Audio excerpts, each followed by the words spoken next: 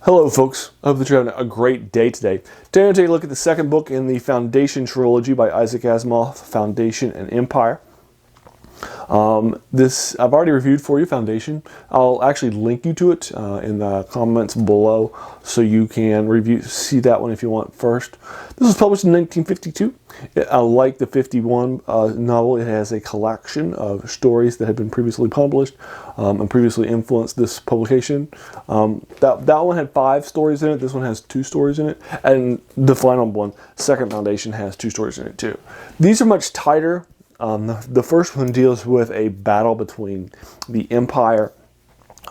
In this world, if you'll remember, this is a world that's set basically near the end of this giant galactic empire that's been around for a long time, very much like the Roman Empire.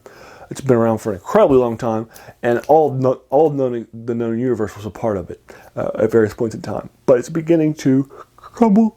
It's beginning to fall about a couple hundred years before the end of it.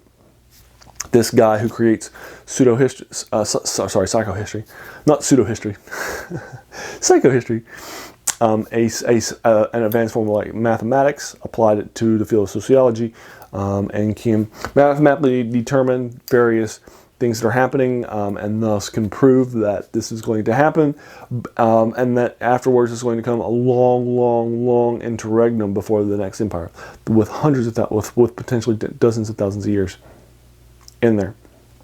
But if things are done correctly, if they plan correctly, then they can set up something that will become known as a foundation that can be the foundation for a second empire. And that's the idea behind it. And if that happens, then it would drop that interregnum down to just 1,000 years. So you're following the story of the foundation, which starts out over in the far corners of the universe, and will begin to build itself up.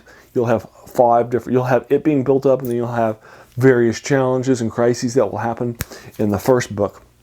And now you're going to have 2 more crises that are going to happen later on during its year. Now, the first thing that's happening is that you're having the Empire striking back out. It's been reduced in its systems. This is a couple hundred years in the future. But it has a throwback strong emperor who is interested in rebuilding sort of the emperor. And it has this throwback strong general too at the same time. It's gotten very lucky. And that general has turned his eyes to Foundation. And so he's going to be moving out with all the resources that the Empire can muster in order to take out Foundation and bring it under his aegis. And so that is the sort of main thrust of the first story and what's going to happen with it. The second story I actually like better, and it feels, although it feels like it's going against the tropes of the story. In the second story, there is this planet that's nearby. It's closer to the center of the Empire, but it's nearby. And it is a vacation planet for a lot of rich and wealthy people. And on it has grown this new warlord. It calls himself the Mule. And you're going to run, and the Mule has taken over this planet very quickly after coming to power. And you're going to be following the Mule as the Mule launches a crusade. Well, not a crusade, more just a campaign against the Foundation and the other nearby systems, and he begins to be successful, and you're going to find out why and what's happening behind the scenes. The reason why I like it better is because it goes against this trope.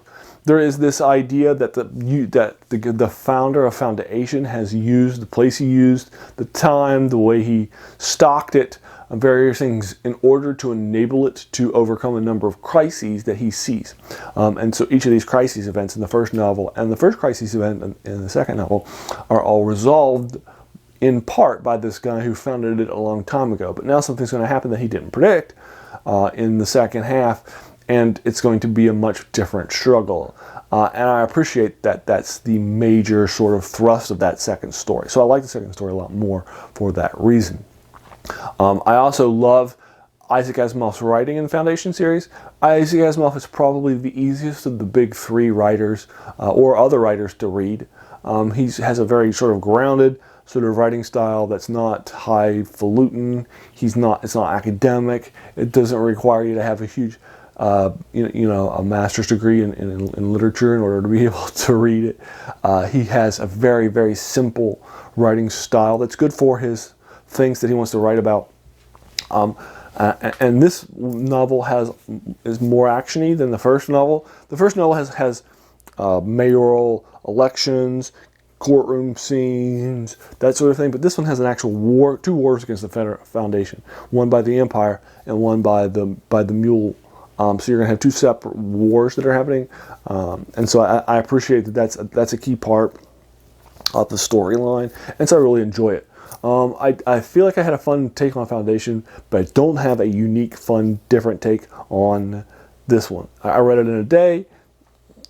I wasn't bored. I was excited about it. It's a classic. I don't have a whole lot more to say about it that somebody else hasn't already said. So I'll go ahead and just cut the review up then. Have you read it? Foundation and Empire, what did you think of it? Did you have any thoughts about it, or agreements, disagreements, any of my comments about the story? I'd be happy to engage you with it further in the comments below, or talk about the latter halves of each of the first 2 stories. I try to keep it review spoiler free. Finally, I want to thank you for taking some time out of your day and watching my video. We all have so many things happening, so the fact that you spent this time with me is very humbling, and I really do appreciate that. So thanks again, and have a great day.